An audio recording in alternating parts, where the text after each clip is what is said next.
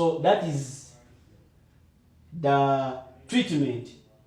In our next slide, that is slide 14, after getting the mass or after treating our results in such a way, of course heat was liberated during burning and it was gained by water. So we need also to see how can we get this heat in our slide 14. We need to see how this heat we can get it. So heat gained, of course, we shall say heat gain is our MW, that is mass of water, shall be MW times specific heat capacity of water. I told you that is a standard unit. It is 4.21 times specific heat capacity of water times the change in temperature. We can see it in our slide. It is there. They are saying that heat gained by water is mass of water, that is MW we used, times the specific heat capacity of water times the temperature change. So that's how we can calculate this heat gained. Below we have moles. How can we calculate the moles of ethanol that we burnt? We shall get the M1. We shall get the M1 minus M2. M1, remember, we said that it is our initial mass of ethanol lamp before burning, minus final mass of ethanol lamp after burning. Then divided by the molar mass of ethanol.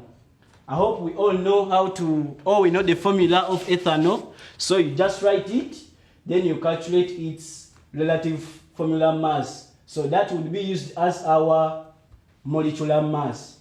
We are saying in our experiment, they are saying that the moles of ethanol involves mass of water times specific water capacity times the temperature change. When you observe that statement, that moles of ethanol involves, you can see that that formula is the formula for the heat gain. So the moles of ethanol that were burnt, they are the one involving the heat that will be gained by water. Below, they are saying that 1 mole of ethanol involves mass of water times the specific water capacity times the temperature change times the molecular mass. So on our statement up, moles of ethanol involves the heat gained. We shall see that what is on the right will divide what is on the left. You can observe it below. The heat gained was divided by the moles of ethanol that were burnt. So that shouldn't confuse you. You're getting what is on the right, you're dividing it with what is on the left. So that formula down would be the formula for the heat of combustion. We can see it in our slide 15 that we concluded by saying that, remember I've told you, we are dividing what is on the left, what is on the right with what is on the left. So the formula we got below in our slide 15 is the formula for the heat of combustion. When you observe it, you can break it down for you. The first, I can break it down for you. The first mass of water times specific water capacity times the temperature change. You can see it that it is the heat gained. So you can just fill in after calculating your heat gained. You can just come here and fill in heat gained divided by the mass of ethanol that was burnt. You can see M1 minus M2. That is the mass of ethanol that was burnt. Then times the molecular mass of ethanol.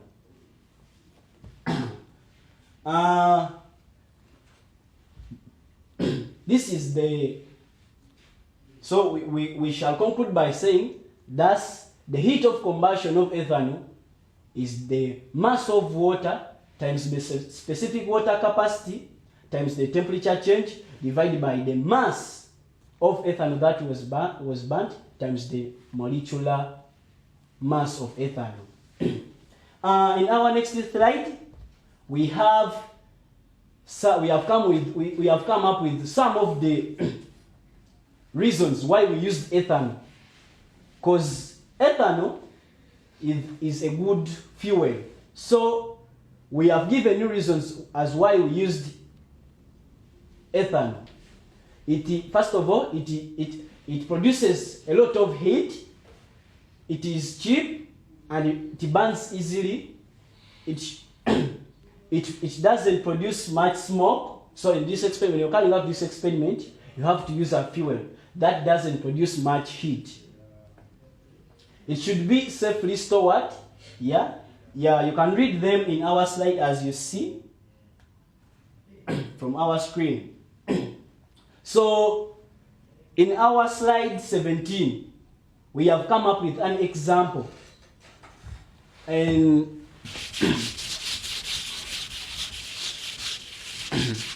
in our slide 15, we've come up with an example.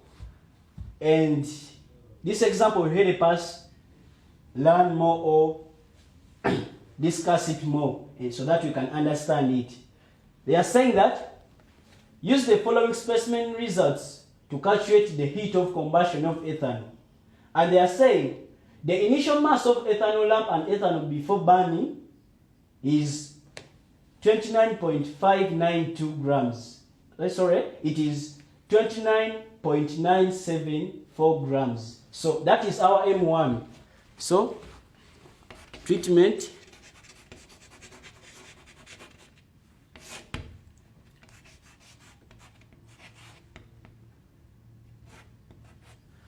what is our initial mass? Our initial mass is 29.974. And mass of ethanol lamp and ethanol after burning, it is 29. Sorry, I'm still explaining slide 17. The initial mass, the mass of ethanol lamp and ethanol after burning is, that I said that would be our M2. 29.592. And initial temperature of water, remember we got how we calculate temperature is T2 minus T1. So you can be calculating there using your calculator. You get the temperature change. That is T1. T2 minus T1. Then below we have the volume of water in a can. That is 100 centimeters cubed. And below we are given the density of water and specific heat capacity of water. Allow me explain. In slide 18, we can see it there. In our next slide, they have given us the initial mass. So they want us to calculate the heat gain. Remember we said that heat gain is mass of water times specific water capacity times the heat change, temperature change, sorry. So in our question, sorry, slide 17, in slide 17, we can see that in our formula we're having mass of water, specific water capacity, and temperature change. But in the results they have given us, we don't have mass. We don't have mass of water. So how can we come up with this? Remember they have given us the density of water, and we are having the volume of water in a can. So we can use that to calculate the mass of water. Remember we have this formula, mass density times volume. So we are going to use this formula to calculate the mass. So how can we calculate mass? We shall get density times volume. We shall be getting our mass. So this shouldn't worry us. We have to be so careful. Even some papers, they don't give us, they miss out the mass and they give us density and volume. So this is the way how you can calculate it. So let us feed in. You can do it there in our slide. density times volume, that is 1 times 100, because you're having a volume of 100 centimeters and our density is 1. So we are going to do 100 times 1. We shall get our mass in grams. You can see there we are having so we are feeding in the specific water capacity, that is 4.21, and the temperature change. We went down and said, but MW density is the mass. As I said, it is density of water times volume. Therefore, the heat liberated, we shall calculate it, and it would be 98. It would be 9,870 joules. So that would be our heat that was liberated. We shall go down. How can we calculate the mass of ethanol that was burnt? Remember, we said that the mass of ethanol that was burnt, we shall say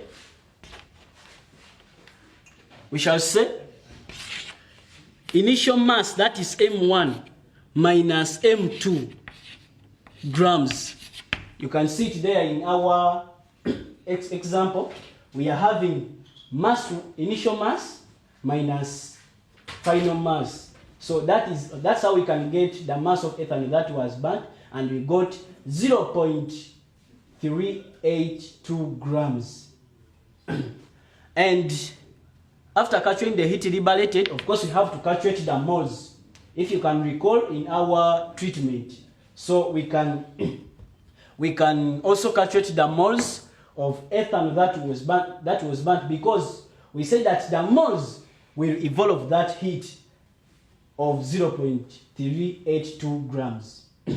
So we need to calculate the moles. Remember, we said the moles are mass of ethanol that was burnt, that is M1 minus M2 divided by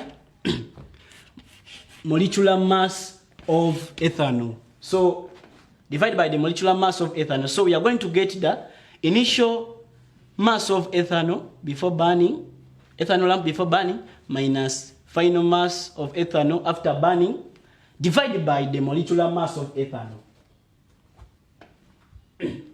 So in our next slide,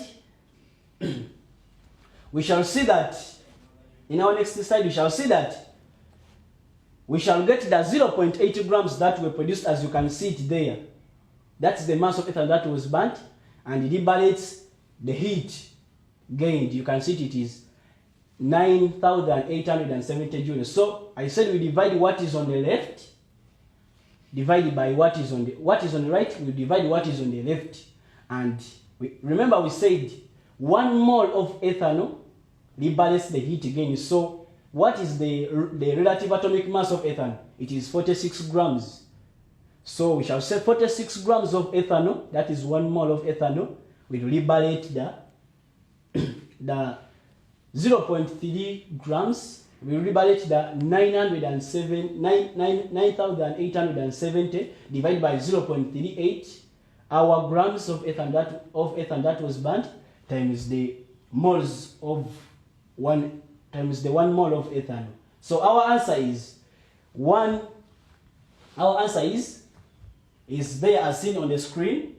And when we get such an answer, remember it is in joules. We have got our answer in joules, but we need to take it in kilojoules. How can we take this to kilojoules? We shall get our answer, that is 188,534 times 1/1000. You can ask how we can get that.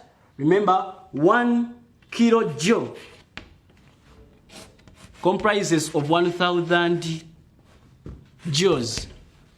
So comprises 1,000 joules. So you can see it here on the blackboard. So we need to convert this joules, because they are joules, to kilojoules. So we are going to round off in brief. So you can round off with me. we're having a point somewhere. There's 0.31 times 1 over 1,000. Hope you've understood how we've got this 1,000. 1 kilojoule comprises of 1,000 joules. So we are going to divide or to round off. I've decided to do it. So let us round off. You cancel, you move our point. You cancel, you move our point. You cancel, you move our point. So our answer would be 118.5 kilojoules, as you can see it there in our slide. So the molar heat of combustion is 188.5 kilojoules. So this is the heat of combustion. So members, we need to practice more of these things because it is a practical question and a theoretical question. And I have another example in my next slide. You can see it there. You can do it. Just follow the procedures as mentioned above. And I also have my activity in the 21 slide. I have also activity, you will try it out. So I have a word for you guys. These questions must appear in the question in the 2Bs. You may ask, how do guys pass chemistry? You just need to get exposed to several of these questions. You can access them anywhere if you have a source. 2Bs, those are the question banks. You can get them to our page of Code High School. Of course, there are some sample questions. And you can try them out. Keep on revising them, call out revision. And of course, you have to befriend some chemistry teachers if you want to pass chemistry. And you have to become serious. You have to surrender because you have to be committed in brief. You have to be committed. You leave other things. If you, at least in a day, you try one question of chemistry. Thanks. My name is Muyomba Mark. If you need more, you can go to, or you can contact our teachers. And you can also make a call to our school. You can get some of these questions. Thank you for listening. Thank you for viewing me and listening to me. That has been the chemistry from me.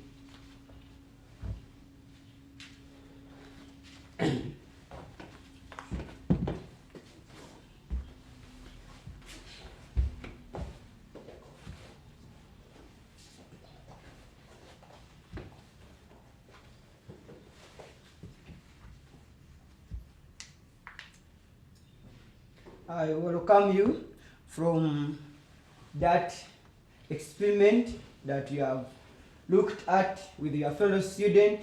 It is very good.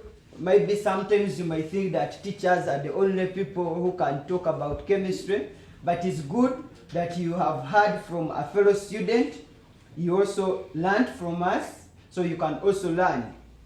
As well, he has told you that he didn't learn just by looking at what is given by the teachers. He made research, he could read, he could go extra mile.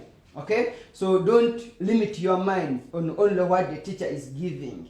Please, what the teacher is giving, use it as a starting point. Okay? So allow me to appreciate him, my student. He at least he has shown that what we are doing is good or is producing fruits. So tomorrow, you'll be the one to come and work with the other students, okay? So where you are, work hard to be somewhere, always. Don't work hard to be stubborn. Your parents expect a lot from you, as you have heard, okay? So the activity that you have been given, do it and submit to me. The example 2, do it and submit to me. I've already given you the contacts. right? I'm not going to repeat what he has talked about because it is accurate, and you know, when you hear from a fellow student, you may understand better than from a teacher, because one, you be motivated, two, you feel like if he understood, I should also understand. Okay, so when we move to our next segment, remember we had three objectives. One, to define heat of combustion. We have finished that one.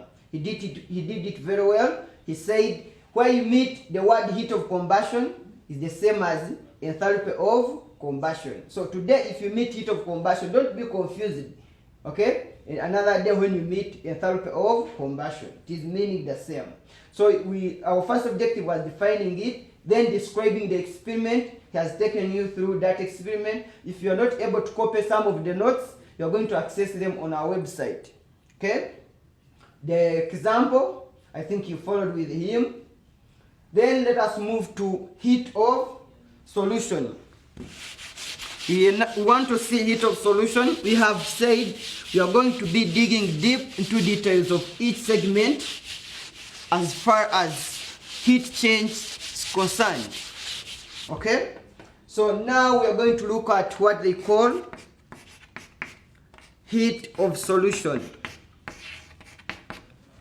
So tomorrow, when you meet the word enthalpy of solution, don't say that the teacher taught us only heat of solution, didn't talk about enthalpy of solution. We have said where you meet the word heat, it's equally the same as enthalpy.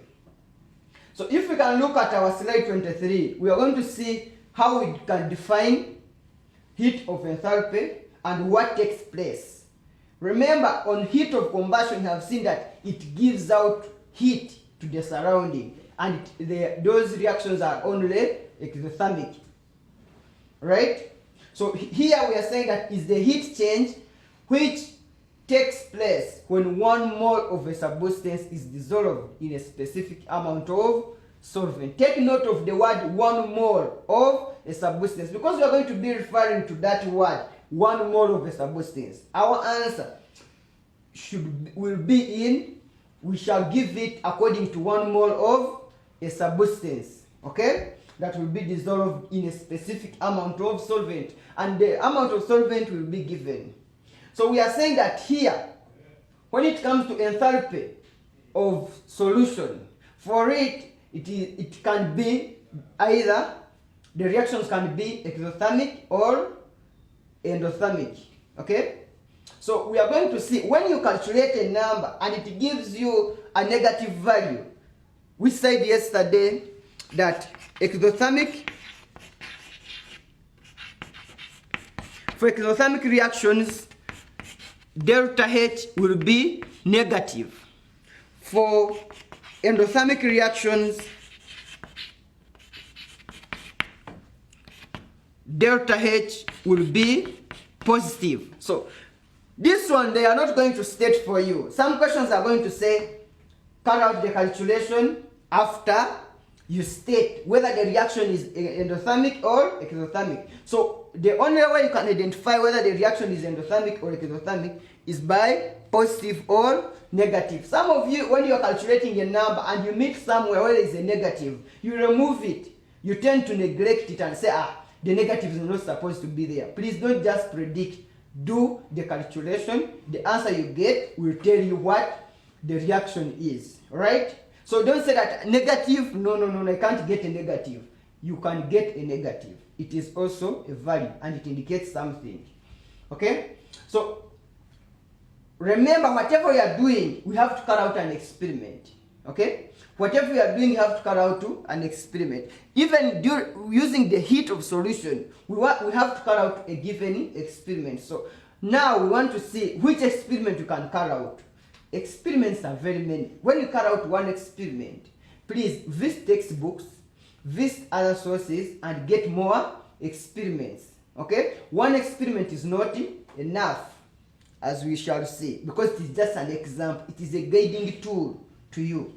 So when we look at our experiment, remember the student told you that for every experiment, you begin with the word aim. What is your aim? What are you aiming at? Okay? On our next slide, you can see that the aim is to determine the heat of solution of sodium hydroxide. So we are going to use sodium hydroxide in this experiment. Okay? Sodium hydroxide, and we shall see the procedures are clear.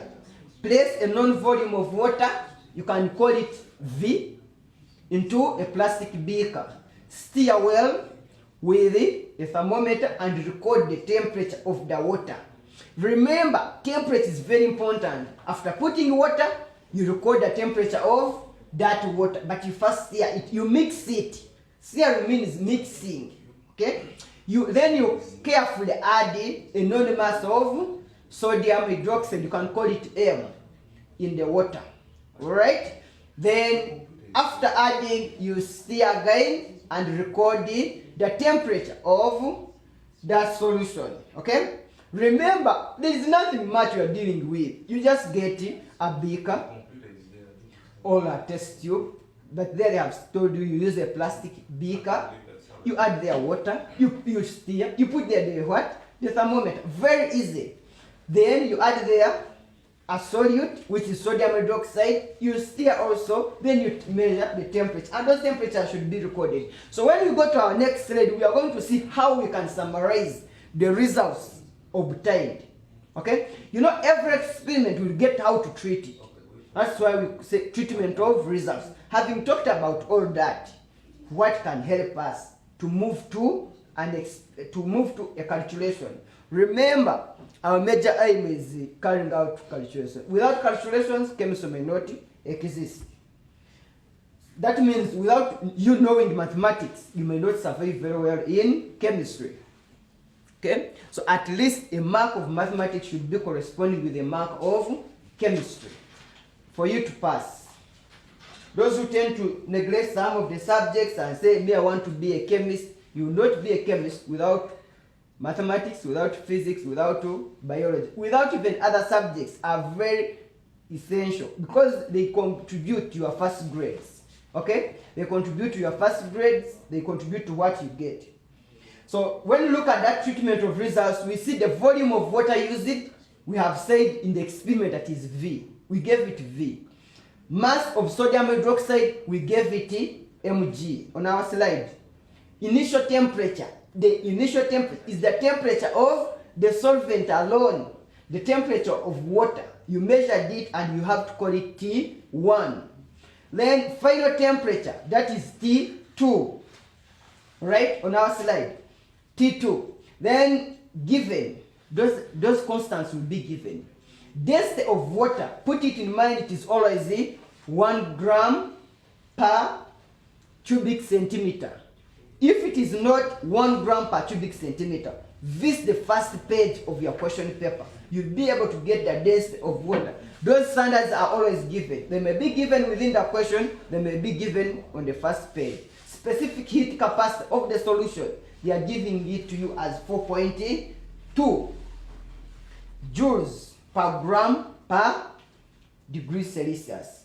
When we move to our next slide, we are going to see if we are given those things, how can we use them to get our answer? Okay? To get to our answer. So we are saying that the mass of water, if, remember the student told you that if the mass of water is not given directly, you use the density plus its volume to get the mass of water. On our next slide. Mass of solution, how do you get the mass of solution? You get the mass of water, you add the mass of solvent, or the mass of sodium hydroxide in that case. The reason as why that the mass of water is V is because density is 1. 1 times V, which is volume, you get V grams. Okay?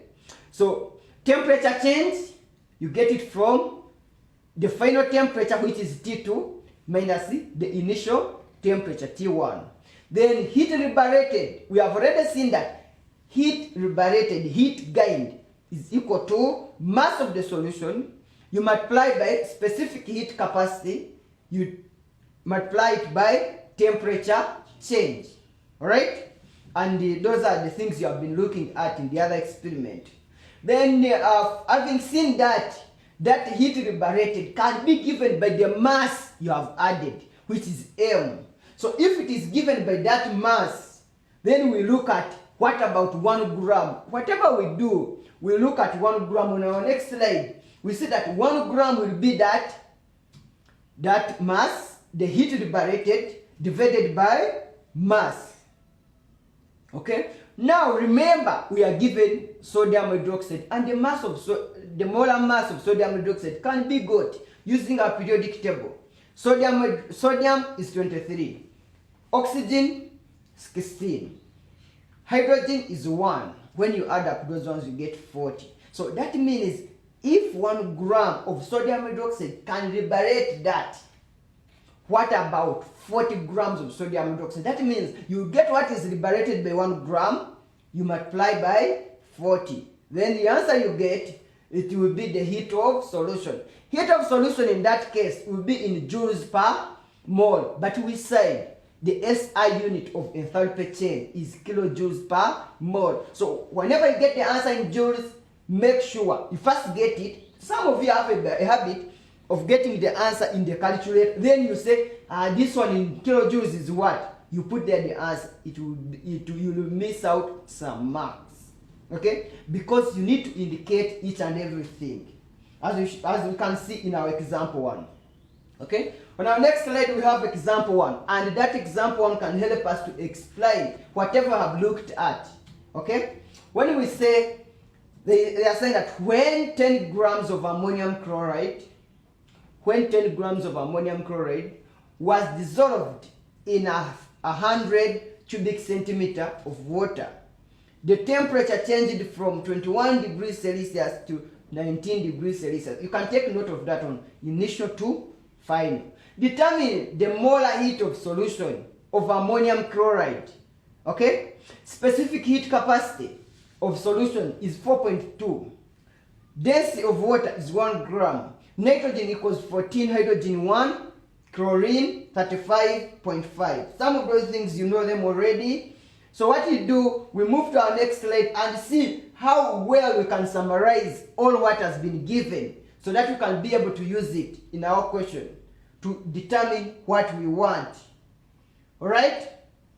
So, having seen that heat change of solution, we talked about it, that is equal to mass of solution multiplied by specific heat capacity of solution times temperature change. So what is the mass of solution? You have to first look for it. Mass of solution equals mass of water plus mass of ammonium chloride.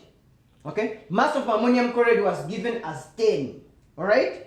Mass of water, we said you can get density multiplied by volume. Density is 1, volume is 100. Then you get 110 grams. That means that is the mass of solution. What do we need? Specific heat capacity of solution. It is given. Okay? What else do we need is the temperature change. Temperature change, you get the final minus the initial, which is 21 minus 19, you get -2. I said once you get a negative, work with it, don't leave it out, because it is very important, very, very important. It will determine your answer and your conclusion. Then we now go ahead to determine the heat change, which is delta H of solution. We shall get 110 multiplied by 4.2 multiplied by -2, we get -924 joules. Remember, we are not supposed to convert to kilojoules because we have not yet reached the final answer. Alright? Then molar mass of ammonium chloride. Molar mass of ammonium chloride is you get nitrogen, you add hydrogen, you add chlorine. Okay? You see that the atoms of nitrogen, we have 1, 14. The atoms of hydrogen, they are 4. That means it's 1 times 4. The atoms of chlorine, we have 1. That is 35.5. We finally get the total mass as 53.5 grams. On our next slide, we are going to see how we can move to the final answer. Remember, we said we begin with what is given. Mass, that mass can liberate the heat change. Okay? Can liberate the other energy, which is negative 925 joules. Okay? So now you get 1 gram of ammonium chloride liberating it. That is 924 divided by 10. Then what about the molar mass, which is 53.5 grams of ammonium chloride? We will liberate what one can liberate times the 53.5. After that one, you get the final answer, which is 4,943.4 joules. You convert those joules into kilojoules. Then you conclude by saying the molar heat of solution of ammonium chloride is negative 4.943 kilojoules per mole. Then you take note. Note, the reaction is exothermic. You can all confirm that it is exothermic because there is heat evolution and fall in the temperature of the product. Alright? Then, having seen that one, please visit our website. Next slide is the activity. Click on the next slide and we see the activity.